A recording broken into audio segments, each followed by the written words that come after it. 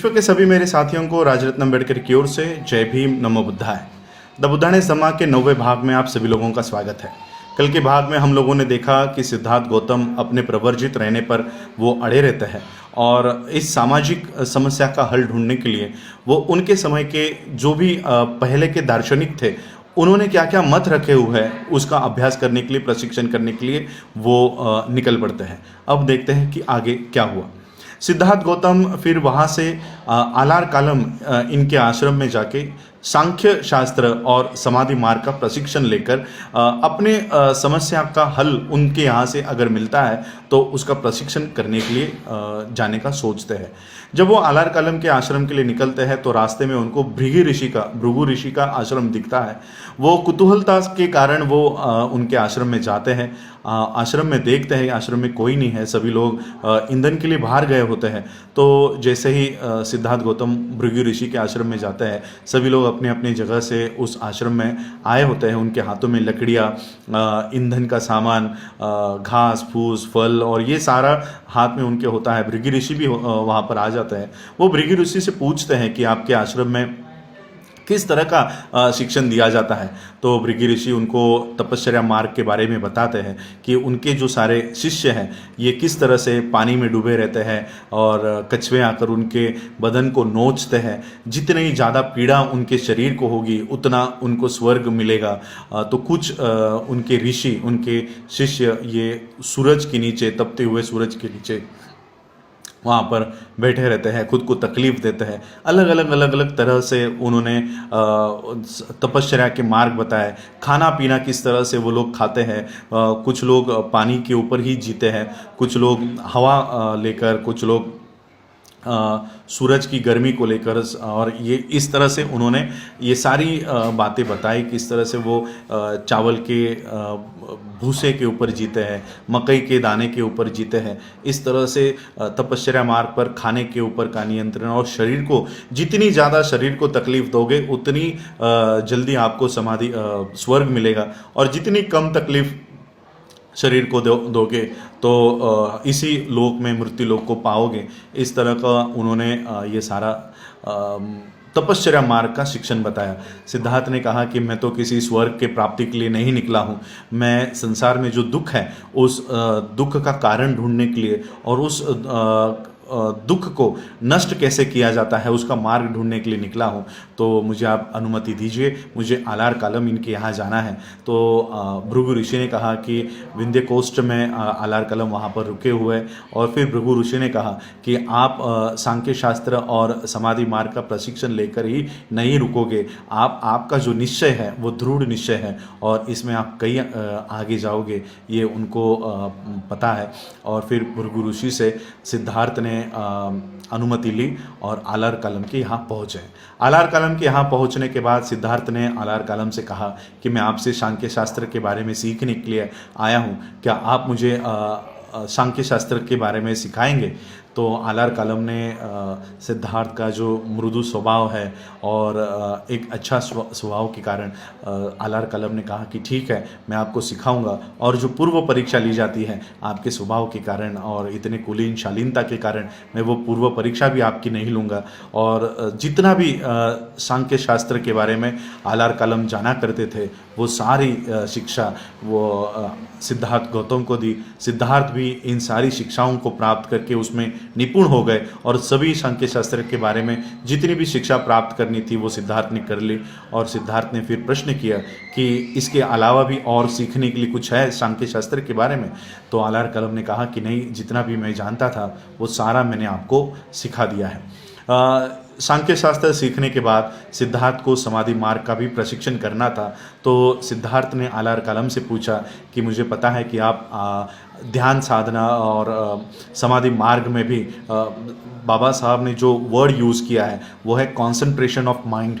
Concentration of mind यानी चित्त की एकाग्रता में आप काफ़ी निपुण हैं, माहिर हैं। तो आप मुझे वो चित्त की एकाग्रता और समाधि मार्ग का भी प्रशिक्षण क्या आप मुझे देंगे। तो आलार कालम ने कहा कि बड़ी खुशी से। और समाधि मार्ग में आनापान सती यानी सांस के ऊपर नियंत्रण लेकर आना, प्राणायाम में भी अलग अलग 3 भाग थे उसमें। सांस को रोकना, सांस को छोड़ना और इस तरह से सांस के ऊपर नियंत्रण पाना, ये सारा समाधि मार्ग में आया करता था। इसके 7 स्टेज हुआ करते थे। सिद्धार्थ गौतम इन 7 स्टेज में, 7 अलग अलग पद पर वो कामयाब हुए और 7 स्टेज में उन्होंने निपुणता प्राप्त कर ली। और समाधि मार्ग का प्रशिक्षण करने के बाद उन्होंने फिर से आलार कलम को पूछा कि क्या अब भी कुछ बचा है समाधि मार्ग के बारे में सीखने के लिए, क्या जो कुछ बचा है तो आप मुझे बताइए। आलार कलम ने कहा कि जितना भी मेरे पास था वो सब मैंने आपको सिखा दिया है, अब इसके अलावा मेरे पास और कुछ नहीं है। तो सिद्धार्थ को पता चला कि वहीं पर उद्दक रामपुत्र नाम के और एक दार्शनिक है जो आलार कालम के 7 जो स्टेजेस थे उससे एक और स्टेज वो आगे गए हैं और वो स्टेज सीखने की इच्छा भी सिद्धार्थ गौतम ने जताई कि मैं इस समाधि मार्ग की 8वीं जो स्टेज है उस स्टेज में भी निपुणता पाऊंगा। और फिर वो उद्दक रामपुत्र के यहाँ गए और उद्दक रामपुत्र को कहा कि क्या आप मुझे समाधि मार्ग की ये 8वीं सीढ़ी आप मुझे सिखाओगे।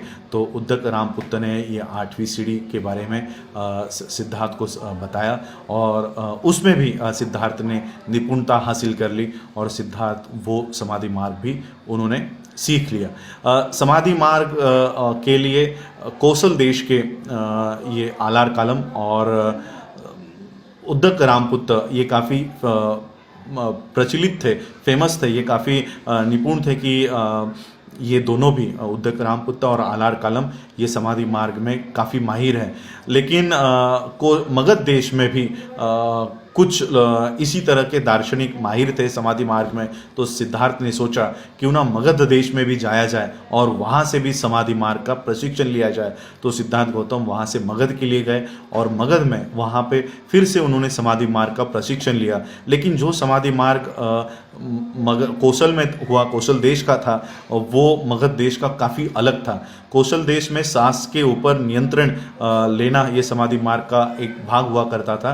लेकिन मगध देश का जो समाधि मार्ग था वो पूरी तरह से सांस को रोककर कंसंट्रेशन, चित्त की एकाग्रता करने जैसा ये मार्ग था।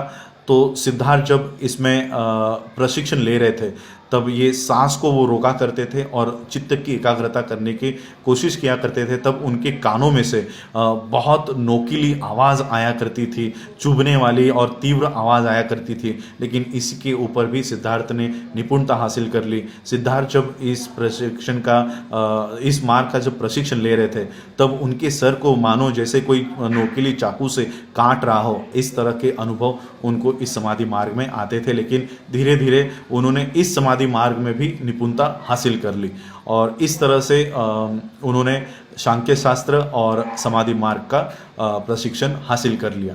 फिर सिद्धार्थ गौतम को लगा कि वो सांख्य शास्त्र तो सीख गए, समाधि मार्ग भी सीख गए, लेकिन भृगु ऋषि के आश्रम में जब वो गए थे और तब उन्होंने जब तपश्चर्या को देखा था तब इस तपश्चर्या मार्ग का उन्होंने प्रशिक्षण नहीं लिया है। तब इस तपस्या मार्ग का प्रशिक्षण लेने के लिए भी वो दृढ़ हो गए और फिर वो गया आए, बहुत जिसे आज हम लोग बौद्ध गया कहते हैं। तो वो गया आए और गया में फिर वो तपस्या करने के लिए एक एकांत की अच्छी जगह वो ढूंढ रहे थे और फिर निरंजना नदी के तट पर उन्होंने एकांत में एक अच्छी जगह ढूंढी, उसे साफ किया और वहाँ पर तपश्चर्या मार्ग का प्रशिक्षण करने की उन्होंने शुरुआत की।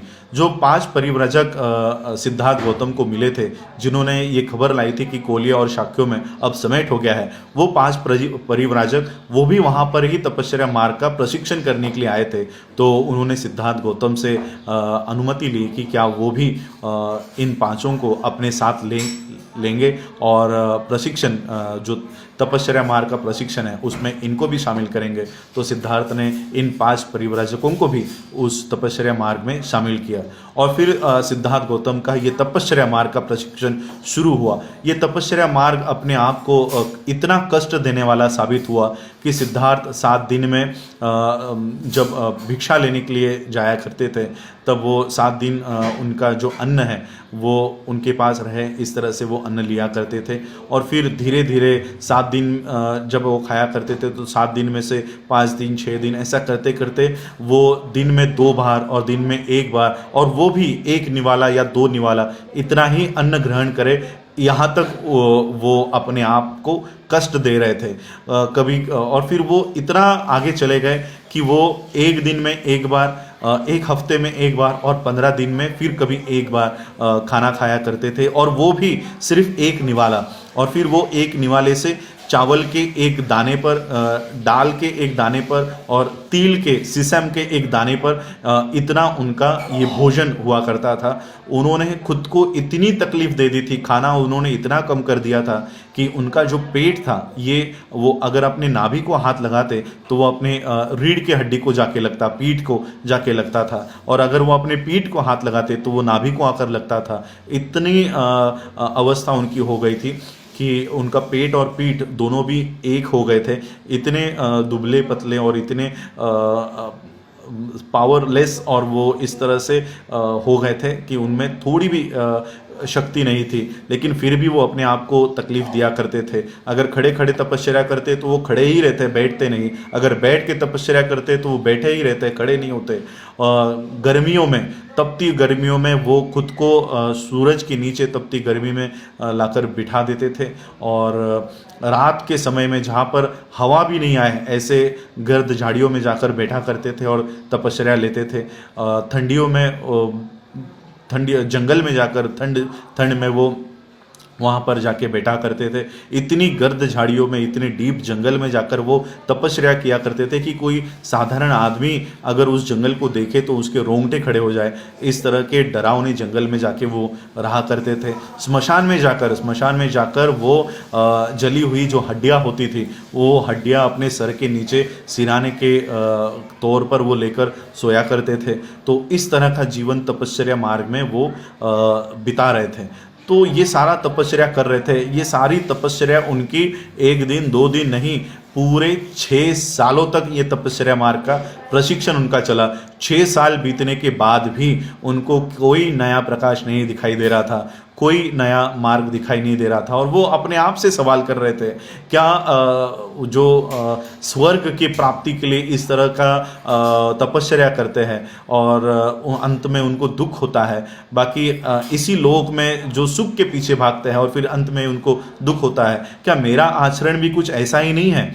तो सिद्धार्थ ने सोचा कि शायद ये जो मार्ग है ये गलत मार्ग है। और फिर सिद्धार्थ ने सोचा, अगर शरीर को तकलीफ देना ये कोई धर्म नहीं हो सकता, शरीर को तकलीफ देना ये किसी धर्म का हिस्सा नहीं हो सकता, और शरीर नहीं, ये जो मन है ये सबसे बड़ा होता है। अगर मन को नियंत्रण में रखो तो शरीर उसी तरह से काम करता है। अगर मन कहे तो शरीर काम करता है, और अगर मन कहे तो शरीर काम करने से रोकता है। तो सबसे पहले हमको मन के ऊपर नियंत्रण लाना है, तो इसके लिए मन को ही हम लोगों को ट्रेन करना होगा, प्रशिक्षण देना होगा। इस तरह से उन्होंने इस तपस्या मार्ग का उन्होंने सोचा कि ये तपस्या मार्ग उनको अपने ध्येय तक लेकर नहीं जा रहा। और फिर सिद्धार्थ गौतम ने इस तपस्या मार्ग को उन्होंने सोचा कि अगर मन ही अपना दृढ़ नहीं है, मन ही अगर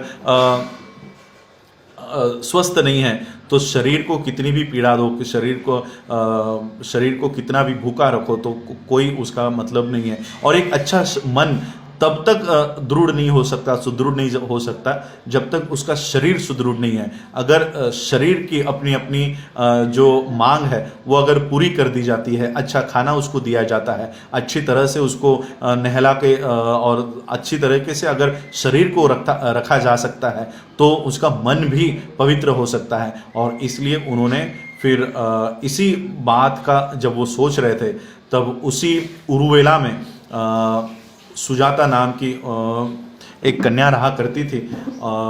उनकी इस बोधि वृक्ष को उन्होंने एक मन्नत मांगी थी कि अगर उनको बेटा होता है तो वो बोधि वृक्ष को चढ़ावा चढ़ाएंगी। तो उन्होंने अपनी जो नौकरानी थी पन्ना नाम की, वो पन्ना नाम की नौकरानी को उस बोधि वृक्ष को उसके नीचे साफ सफाई करने के लिए भेजा। तो पन्ना जब यहाँ पर आई उन्होंने देखा सिद्धार्थ वहाँ पर बैठे हुए हैं और उनको लगा कि कहीं ये उस बोधि वृक्ष के देवता तो नहीं है। तो वो पन्ना दौड़ते हुए सुजाता को जाकर उन्होंने बताया कि उस बोधि वृक्ष के देवता वहाँ पर बैठे हैं। तो सुजाता ने एक सोने की कटोरी में वो खाना रखा और वो खाना लेकर वो उस बोधि वृक्ष के यहाँ पर गई और वो खाना सिद्धार्थ को दिया। सिद्धार्थ फिर वो खाना लेकर लेकर नदी के तट पर गए और उस नदी के तट पर खुद को सुशोभित किया, नहाए और फिर वो खाना उन्होंने ग्रहण किया। और खाना ग्रहण करने के बाद उन्होंने तपश्चर्या मार्ग का हमेशा के लिए वहाँ से उन्होंने इनकार कर दिया। जब वो 5 परिव्राजक जो सिद्धार्थ गौतम के साथ थे उन्होंने देखा कि सिद्धार्थ ने तपश्चर्या मार्ग का त्याग किया है तो वो नाराज़ हुए और वो वहाँ से चले गए। और फिर तपश्चर्या मार्ग का त्याग करने के बाद सिद्धार्थ को पता चला कि सही मायने में अगर किसी को नियंत्रण में लाना है तो वो शरीर नहीं मन है, और मन को नियंत्रण में लाने के लिए वैसे उस तरह के ट्रेनिंग, उस तरह की प्रशिक्षण की ज़रूरत है। और फिर सिद्धार्थ एक नए प्रकाश को ढूंढने के लिए वहाँ से संकल्पित हुए, दृढ़ निश्चय उन्होंने किया और फिर इस नए मार्ग को ढूंढने के लिए वो आगे चले। देखते हैं ये नया मार्ग क्या है। आने वाले अगले एपिसोड्स में आप लोगों ने मुझे सुना उसके लिए आभार, धन्यवाद। जय भीम, जय भारत, जय बुद्ध।